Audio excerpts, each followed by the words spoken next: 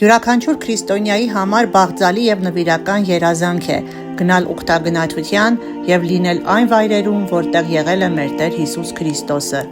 Այսօր փորձենք միասին բացահայտել Հորդանան գետը ու դրա աստվածաշնչյան նշանակությունը։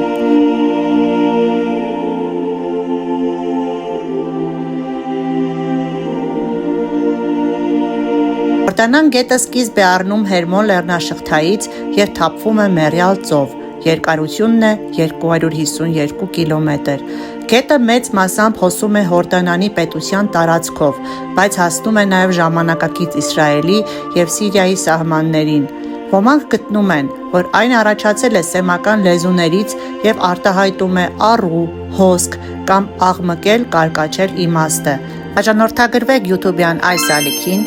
որպեսզի միասին բացահայտենք աշխարհի հետաքրքիր եւ տեսարժան վայրերը։